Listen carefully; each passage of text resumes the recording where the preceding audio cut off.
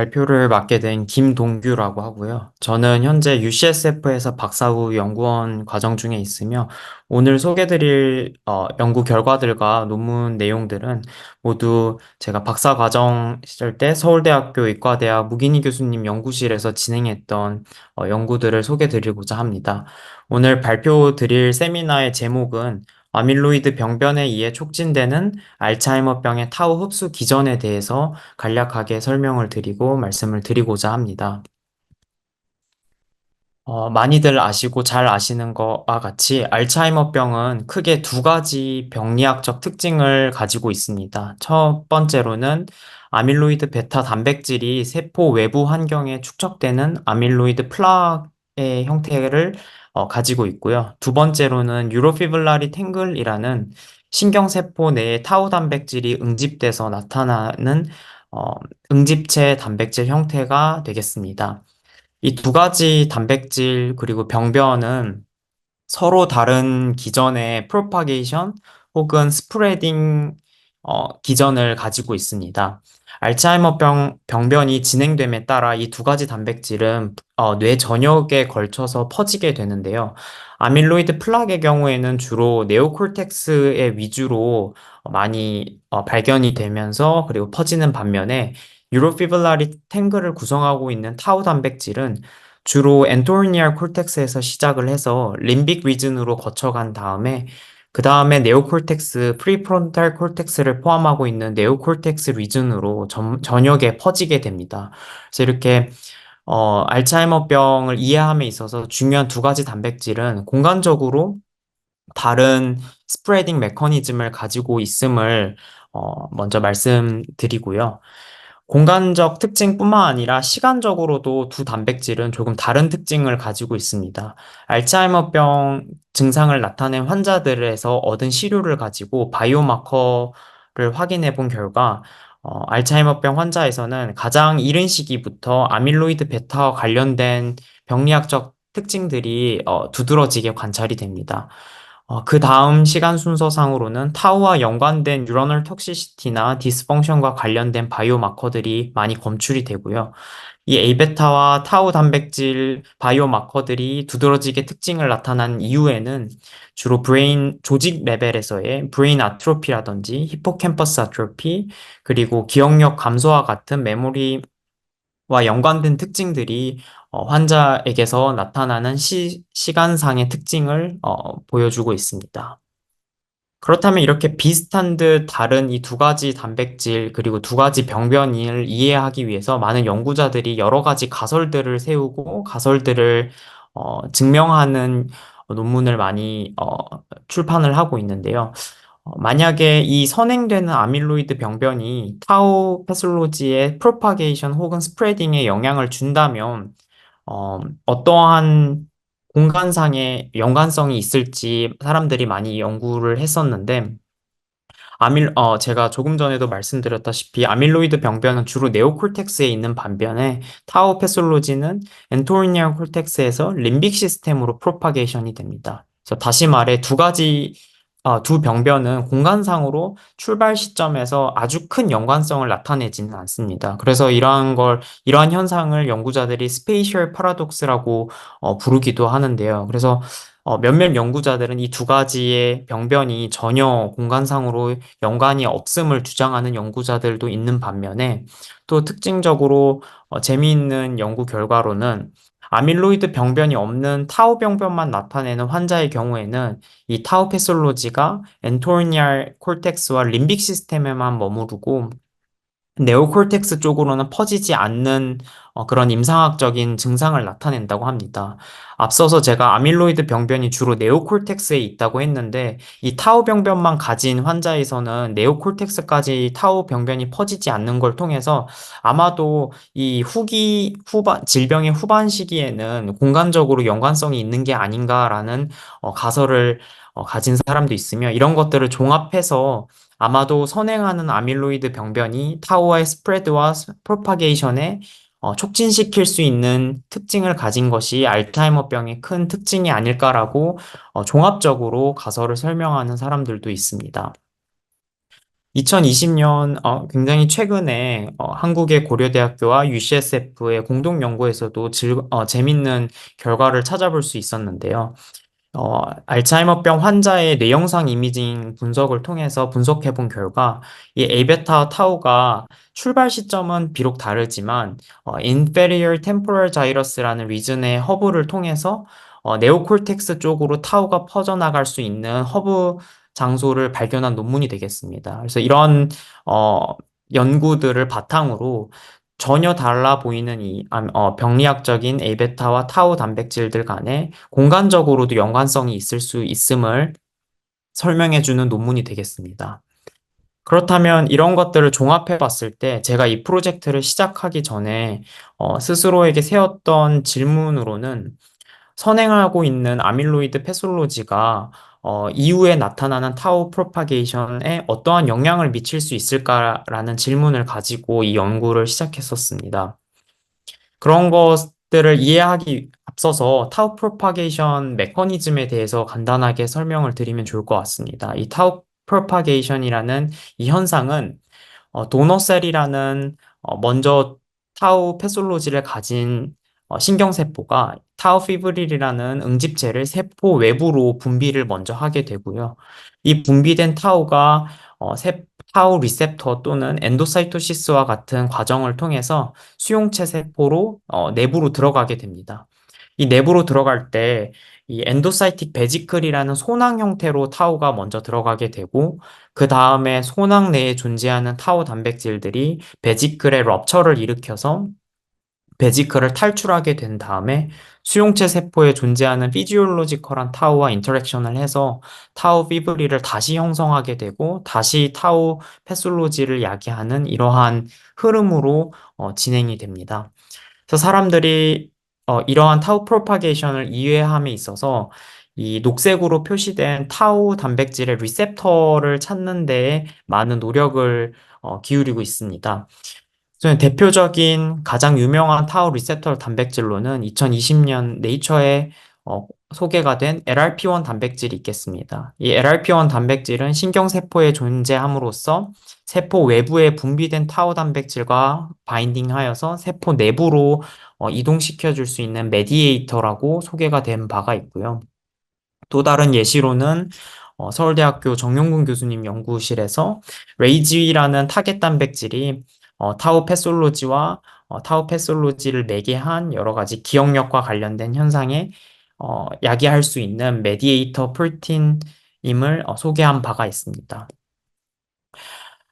이러한 결과들을 토대로 저는 먼저 A베타라는 아밀로이드 패솔로지가 타우의 프로파게이션에 어떤 관점에서 영향을 미칠 수 있는지 알아보고자 하였습니다. 그래서 가장 먼저 했었던 실험은 그렇다면 선행하는 아밀로이드 패솔로지가 타우 시크리션에 혹시 영향을 미칠 수 있는지 간단한 인비트로 실험을 통해서 확인을 먼저 해보았습니다.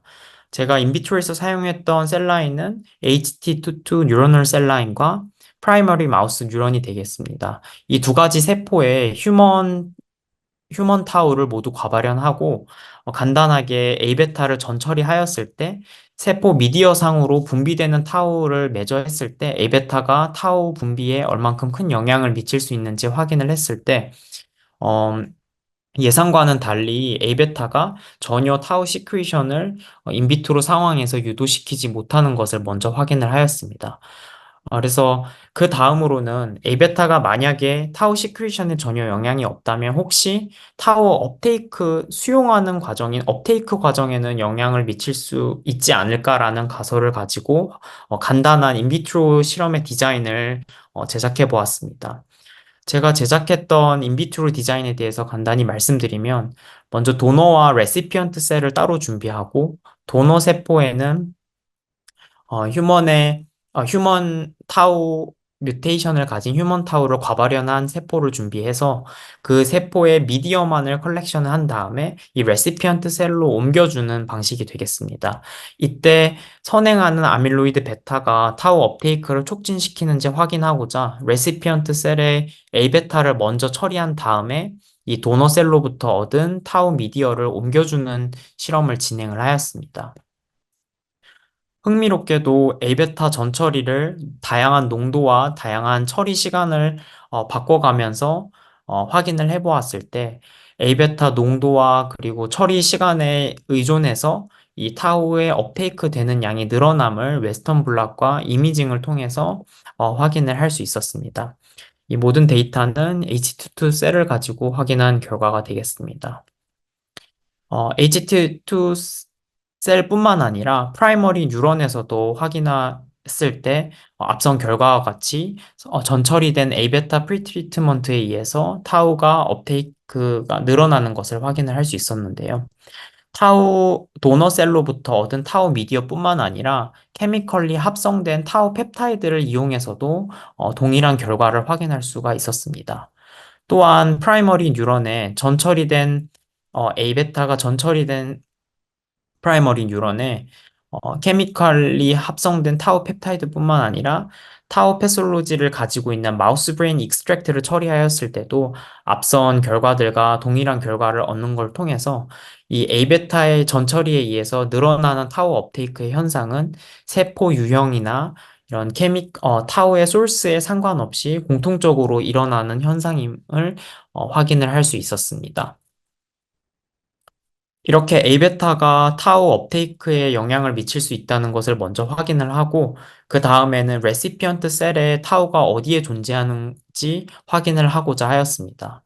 그래서, 어, 인비트로 상황에서 레시피언트 셀로부터 울트라 센트리퓨지를 이용해서 엔도조말 베지클을 아이솔레이션 하는 실험을 진행을 하였습니다. 그래서 먼저 A에서 보시는 웨스턴 블lat에서 베지클 블lat을 보시게 되면 전처리하지 않은 그룹에 비해 A베타를 전처리를 한 경우에는 베지클에 훨씬 더 많은 양의 휴먼 타우가 존재하는 것을 확인을 함으로써 A베타 전처리가 타워 업테이크를 실질적으로 베지클까지 이동시킬 수 있음을 확인한 결과가 되겠습니다. 이 결과는 마찬가지로 이뮤노사이토케미스트리 실험을 통해서도 셀에서 확인을 하였고, 추가적인 궁금증으로 그렇다면 이 베지클 내에 존재하는 타우가 혹시 전처리된 A베타와 같이 공존하는지 궁금증을 가져서 이 아이솔레이션한 엔도소말 베지클에 A베타도 존재하는지 함께 확인을 했을 때 어, 휴먼 타우가 확인되는 결과와는 달리 A베타 단백질은 엔도조말 베지클에 존재하지 않는 것을 확인을 하였습니다. 그래서 해보자면 전처리된 A베타가 타우 업테이크를 유도하고 그렇게 업테이크된 타우가 엔도조말 베지클 형태로 존재하는 것을 레시피언트 셀에서 확인한 결과가 되겠습니다. 그렇다면은 이렇게 전처리된 A베타가 타우의 업테이크를 유도하는데 어떤 단백질들을 매개를 해서 어떤 단백질들을 통해서 이런 일들이 일어나는지 알아보고자 저희는 단백체 분석, 프로테오믹 분석을 수행을 하였습니다. 먼저 간단하게 저희가 했던 워크플로우를 말씀드리면 앞서서 공통적으로 사용한 실험과 동일한데요. 전처리된 A베타와 전처리되지 않은 레시피언트 셀을 준비하고 그 이후에 휴먼 타우가 들어있는 미디어를 처리해 줌으로써 타우 업테이크 여부를 확인을 하였습니다. 그리고 그 레시피언트 셀로부터 엔도조말 베지클을 얻어서 그 엔도조말 베지클 내에 늘어난 휴먼타와 함께 존재하는 단백질들은 어떤 것들이 있는지 단백체 분석을 통해서 캔디데이트를 추려보았습니다. 이 엔도조말 베지클에는 당연히 베지클과 관련된 단백질뿐만 아니라 사이토스켈레톤이나 다른 단백질들이 많이 검출이 되었는데요. 저희가 관심이 있었던 거는 세포 외부, 플라즈마 멤브레인에서 세포 외부에 존재하는 타우와 결합해서 내부로 이동시켜 줄 수 있는 플라즈마 멤브레인 타겟을 찾고 있었습니다. 근데 딱 하나의 플라즈마 멤브레인 타겟 프로틴이 존재했었는데 그게 그 타겟이 FGFR3라는 Fibroblast Growth Factor Receptor 3였습니다. 그래서 이 FGFR3가 A베타 맥의 타우 업테이크에 어떠한 역할을 할 수 있는지 조금 더 생화학적인 방법을 통해서 검증하는 단계를 거쳤습니다. 먼저 이뮤노 프리시피테이션을 통해서 조금 전까지 말씀드린 타우 트랜스퍼 실험을 했을 때, 타우, 휴먼 타우로 풀다운을 했을 때 FGFR3가 잘 결합하는 걸 통해서 처리된 휴먼 타우에 FGFR3가 잘 바인딩하는 것을 먼저 확인을 할 수가 있었고, 그 경향은 전 처리된 A베타에 의해서 유의적으로 늘어나는 것을 확인한 바가 있습니다. 또한 타우 미디어뿐만 아니라 케미컬리 합성된 펩타이드를 사용해서도 이렇게 처리된 타우가 세포 플라즈마 멤브레인에 존재하는 FGFR3와 바인딩하는 것을 확인을 하였으며 이뮤노 프리시피테이션 방법뿐만 아니라 FGFR3 오버익스프레션을 통해서도 추가적으로 확인을 하였습니다. 세포 셀라인에 FGFR3를 과발현하고 A베타를 전처리하지 않거나 전처리한 경우를 조건을 만들어서 확인을 했을 때 왼쪽 그래프를 통해서 보시면 FGFR3를 과발현했을 때 과발현하지 않은 두 그룹에 비해 전반적으로 타우 업테이크 된 양이 늘어나는 것을 알 수 있으며 FGFR3를 과발현했을 때 그리고 추가적으로 A베타 전처리를 했을 때는 더더욱 타우의 업테이크 양이 늘어나는 것을 확인을 할 수 있었습니다. 이 결과는 이미징을 통해서 털프 이미징을 통해서 세포 플라즈마 멤브레인에 존재하는 FGFR3와 외부에 처리된 휴먼 타우가 코로칼라이제이션을 많은 높은 비율로 하고 있음을 털프 이미징을 통해서 추가적으로 확인을 하였습니다. FGFR 플라즈마 멤브레인에 존재하는 FGFR3 중에서도 엑스트라셀룰러 도메인에 존재하는 엑스트라셀룰러 도메인의 파트가 타우 업테이크 혹은 타우 바인딩에 중요한 역할을 하는지 알아보고자 엑스트라셀룰러 도메인 딜리션 뮤턴트를 사용하여서 추가적으로 확인을 해보았습니다. 이 셀라인의 엑스트라셀룰러 도메인이 잘린 FGFR3를 과발현했을 때는 이뮤노 프리시피테이션으로 풀다운을 해도 타우 단백질이 전혀 검출되지 않는 것을 확인을 하였고, 엑스트라셀룰러 도메인이 딜리션된 FGFR3를 과발현하더라도 앞선 결과와는 달리 전혀 타우 업테이크 양이 변하지 않는 것을 통해서 FGFR3의 엑스트라셀룰러 도메인이 타우 업테이크에 중요한 역할을 하는 것을 확인을 할 수 있었습니다. 추가적으로 저희가 가졌던 궁금증은 혹시나 FGFR3의 시그널링 패스웨이가 이 타워 업테이크에 중요하진 않을까라는 궁금증을 가지고 있었는데요. 이러한 궁금증을 해결하고자 FGFR3 엑스트라셀룰러 도메인이 딜리션된 FGFR3에 FKBP라는 도메인을 달아서 실험을 하였습니다. 이 FKBP라는 도메인은 AP20187이라는 약물에 의해서 다이머리제이션이 유도되는 도메인입니다. 그래서 인위적으로 약물을 통해서 FGFR3의 다이머리제이션과 시그널링을 유도할 수 있는 실험 디자인이 되겠는데요. 이 FKBP와 AP20187이라는 약물이 존재함에도 불구하고 전혀 타워 업테이크가 늘어나지 않는 걸 통해서 FGFR3 시그널링 패스웨이보다는 FGFR3의 엑스트라셀룰러 도메인이 타워 업테이크에 좀 더 직접적인 역할을 하며 물리적인 피지컬리 인터랙션을 하는 장소임을 밝힌 데이터가 되겠습니다.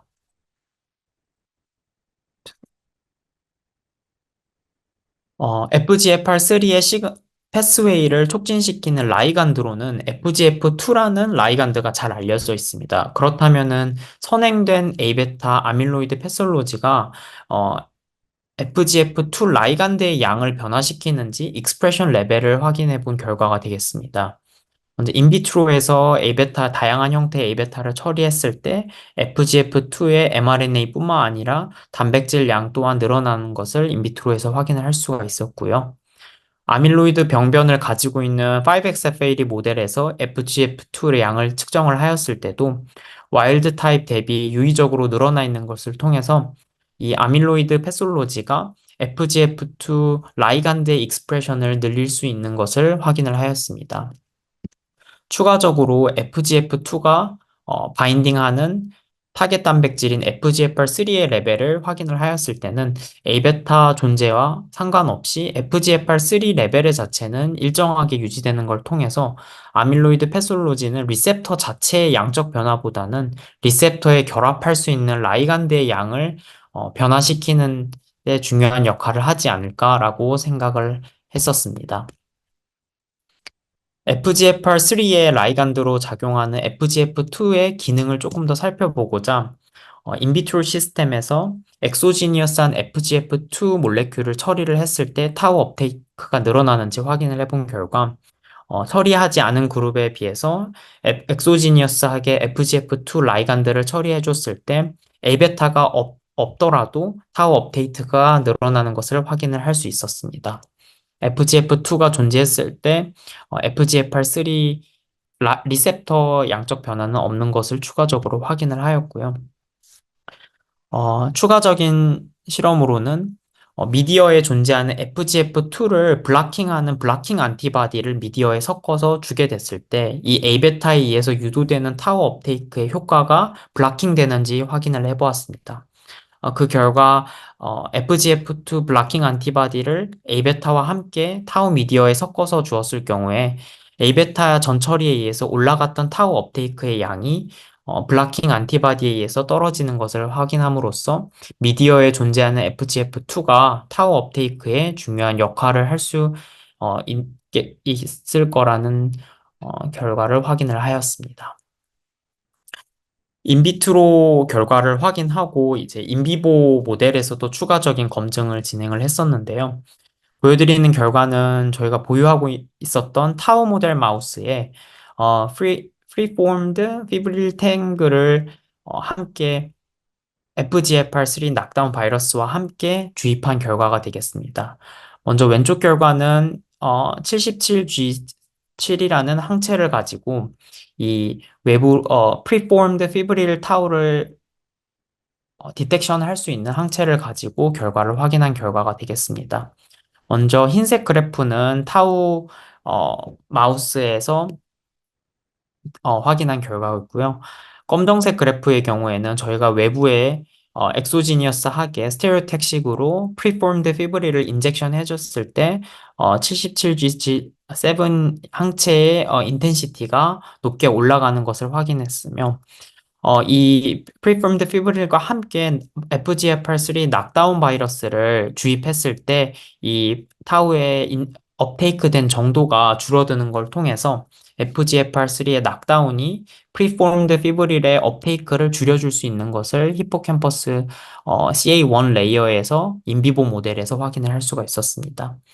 앞선 항체와 더불어서 패솔로지컬 포스포타우를 검출하는 AT180이라는 항체를 가지고 패솔로지컬 타우를 확인했을 때도 앞선 업테이크된 타우의 양과 마찬가지로 비슷한 경향성으로 프리폼드 피브릴을 찔렀을 때 높게 올라간 AT180의 인텐시티가 FGFR3를 낙다운시키는 바이러스를 함께 인젝션 했을 때는 AT180의 시그널이 매우 유의하게 줄어드는 걸 통해서 FGFR3 낙다운이 타우 업테이크뿐만 아니라 타우 패솔로지도 줄여줄 수 있는 것을 선행적으로 확인을 하였습니다.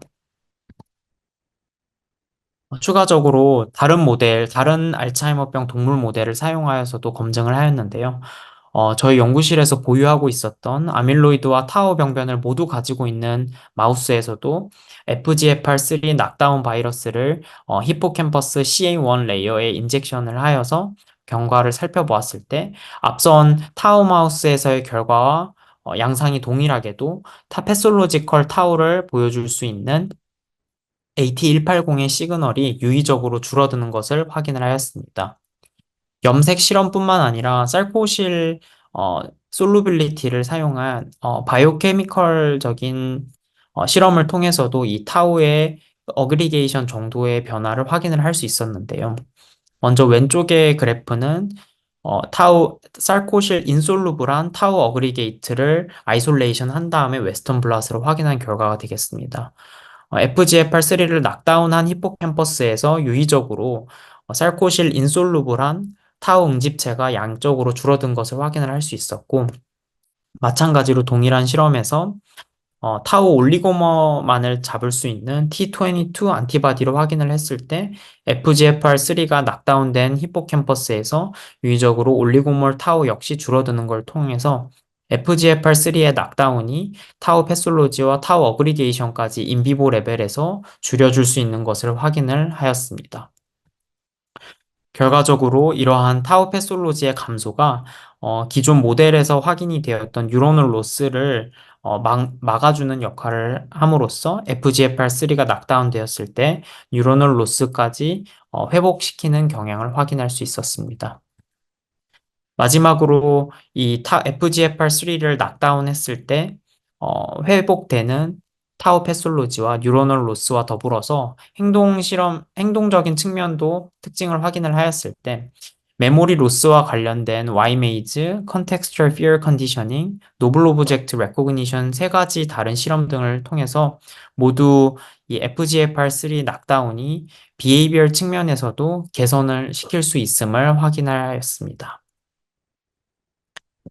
어, 지금까지 쭉 말씀드린 내용을 종합해 보았을 때, 제가 궁금증을 가지고 있었던 부분은 전처리된 A베타가 타우 프로파게이션에 어떤 관점에 영향을 미칠 수 있는지 궁금증을 가졌었는데, 결론적으로는 타우 시크리션보다는 타우 업테이크에 전처리된 A베타가 특징적으로 영향을 미칠 수 있음을 확인을 하였고, 그 중에서도 프로테오믹 스터디를 통해서 플라즈마 멤브레인에 존재하는 FGFR3라는 타겟 단백질을 검출할 수 있었고, 이는 라이간드로 작용하는 FGF2와 FGFR3의 시그널링 패스웨이를 통해서 타우가 함께 어, 업테이크 되는 현상을 밝힌 결과가 되겠습니다.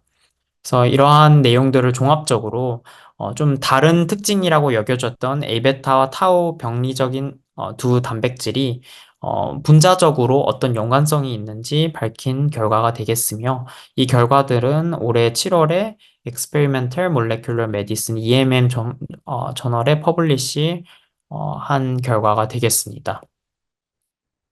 그래서 이 논문을 위해 지도해 주신 무기니 교수님께 감사의 말씀을 드리고 코퍼스트 어서로서 서규진 박사와 함께 논문을 진행을 하였음을 말씀드리는 바입니다. 그리고 FGFR3의 타겟 단백질 발굴을 위해서 현재 차병원에 근무 중인 박준호 조교수와 김영수 교수님께도 감사의 말씀을 드리고요.